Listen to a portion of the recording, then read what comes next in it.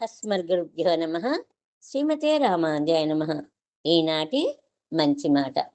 ఎవరి వల్ల ఇల్లు పరిమళభరితమవుతుందో తెలుసుకుందామా మరి? వివాహం అనంతరం తొలిసారిగా పుట్టింటికి వచ్చిన కుమార్తెకు వారం రోజుల పాటు ఎంతో ఆప్యాయంగా స్వాగతం పలికారు.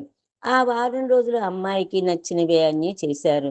తిరిగి అత్తగారింటికి వెళ్ళినప్పుడు తండ్రి ఎంతో సువాసన గల అగరబత్తి ప్యాకెట్ను ఆమెకిస్తూ ఇలా అన్నాడు: బిడ్డ, నీవు అత్తింట్లో పూజ చేసేటప్పుడు ఈ అగరబత్తిని తప్పకుండా వెలిగించు. అప్పుడు తల్లి చెప్పింది, మొదటిసారి పుట్టింటి నుంచి అత్తగారింటికి వెళ్తున్నప్పుడు అగరబత్తి లాంటి వస్తువులు ఇస్తారా? అంతలోనే తండ్రి జేబులో చెయ్యి వేసి తన దగ్గర ఉన్న డబ్బంతా కూతురి చేతిలో పెట్టాడు. అత్తింటికి చేరుకున్న తర్వాత కోడలికి పుట్టింటి వారు ఏమిచ్చారో అని అత్తగారు చూశారు.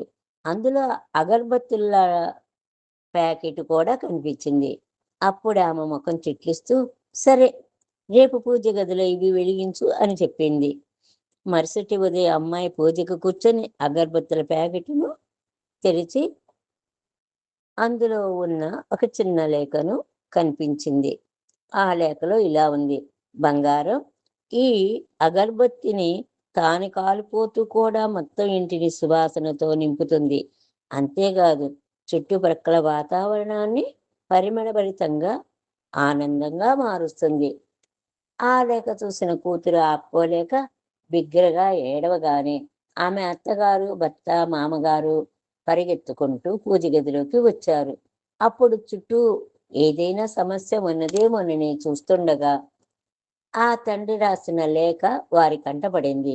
ఆ లేఖను చదవగా మొత్తం విషయం అర్థమయ్యి ఆ ఇంట్లో ఉన్న వారందరూ నిశ్శబ్దంగా మారిపోయారు.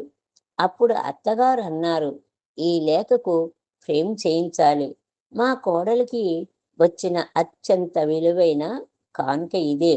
ఆ తర్వాత ఆ ఫ్రేములోని ఆ మాటలు, వాటి అర్థం ఆ ఇంటినే కాదు, చుట్టుప్రక్కల వాతావరణాన్ని ఎప్పటికీ పరిమళభరితంగా ఉంచాయి. మనము కూడా మన పిల్లలకి ఇలాంటి సంస్కారాలను నేర్పగలిగినట్లయితే ఎవరి ఇల్లైనా పరిమళభరితంగానే మారుస్తుంది. జై గోవింద.